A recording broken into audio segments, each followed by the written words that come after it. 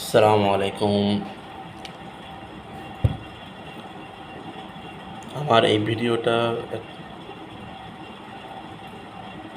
তরুণ প্রজন্মের জন্য,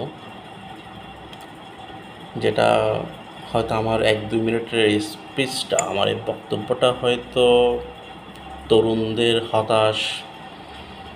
হতাশা, ডিপ্রেশন, ফ্রাস্ট্রেশন এগুলোকে ওভারকাম করার ক্ষেত্রে হয়তো কিছুটা পজিটিভ একটা ভাইব পাওয়ার ক্ষেত্রে হয়তো কিছুটা হেল্প করতে পারে। বিষয়টা আমি ঠিক এই উদাহরণ দিতে পারি। আমাদের এই তরুণ জেনারেশন কিন্তু ফুটবল খেলা দেখে।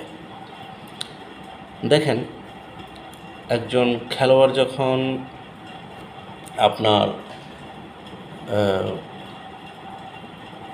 প্রতিটি খেলোয়াড়ের কিন্তু একটা এইম থাকে, তার অ্যাসপিরেশন থাকে, তার টার্গেট থাকে। সে যেভাবে হোক ১১ জন খেলোয়াড়কে বোকা বানিয়ে সে ওই গোলবারের একটা গোল তৈরি করার জন্য যেভাবে হোক সে তার লক্ষ্যে পৌঁছানোর চেষ্টা করে। আর ওই ১১ জনের দায়িত্ব থাকে যেভাবে হোক এটা এই প্রতিপক্ষ যাতে গোল তৈরি করতে না পারে, ওই ১১ জনের কাজটাই থাকে এটাকে ওই গোল তৈরি না করার ক্ষেত্রে যাতে একটা প্রতিবন্ধকতা তৈরি করতে পারে।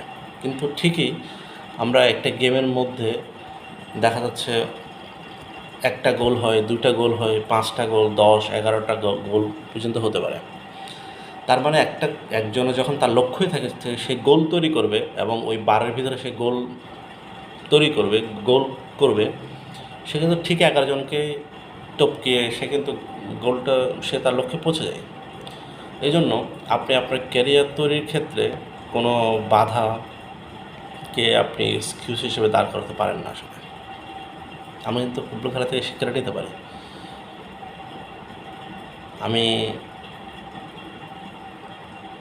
এই জন্য কোনো এক্সকিউজকে আপনি আপনার ক্যারিয়ারের বাধা হিসেবে আপনি মনে করাটা উচিত হবে না। এবং আমার পরবর্তী ভিডিওগুলোতে আমি চেষ্টা করব ইয়াং জেনারেশনের জন্য কিছু গঠনমূলক, যারা